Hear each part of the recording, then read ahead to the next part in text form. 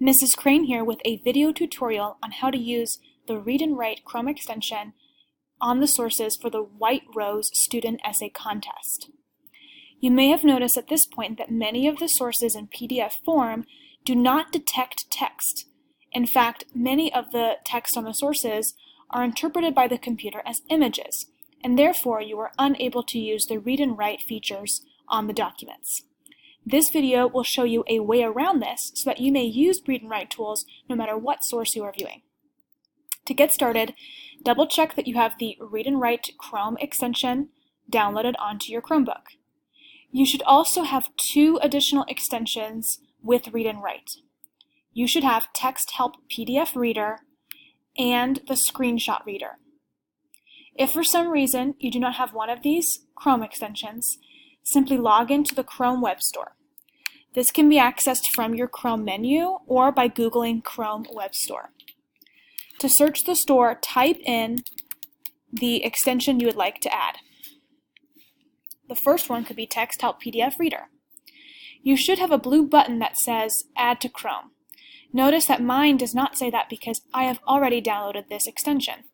I know that because it also has a green ribbon banner on the left corner. If yours looks like mine and you have these three icons in your menu, you know that you're good to go. Once you have downloaded the Screenshot Reader, the Read and Write tool, as well as the Text Help PDF Reader, you are ready to go. Let's take a look at one of the sources, Excerpt from the Diary of David Zerkowiak. When we open this source, notice that even when I zoom in, for some reason I cannot select the text. This means I can't use any of the traditional read and write tools such as highlight or read aloud. This is because the way that it was scanned, the computer detects the text not as words, but as an image. So to get around this, we want to click the left Open with Text Help PDF Reader icon. It should be on the left side of your screen, just like mine. It'll take you into a new menu. Now you should be able to manipulate the text. Let's say we would like to highlight. We still cannot use the highlight feature on this. However, you may freehand draw or add shapes if you would like to mark the text. So let's say I like to highlight or underline the first sentence in this source. I would choose the line color and the fill color, and then I would draw a line. You simply click and drag the line across, and it should show up on your screen, just like so. You can accomplish the same feature with freehand drawing. Again, customize your line color and your line thickness if preferred. Now, let's say I make a mistake and my line is not even. Any mistakes can be, or anything you don't want on the screen, can be erased using the eraser icon. Simply click and then click the part you would like to get rid of. Easy enough. Now you're ready for the Screenshot Reader to help you read the text out loud. Simply click on the icon, click and drag the box around a paragraph of text. It can also be selected around a whole page of text if you wish.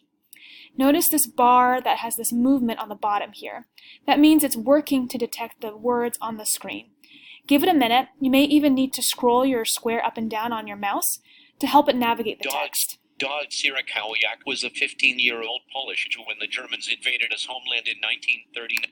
As you can see, it began reading once it detected the text. Make sure your volume is on so you can hear it read aloud.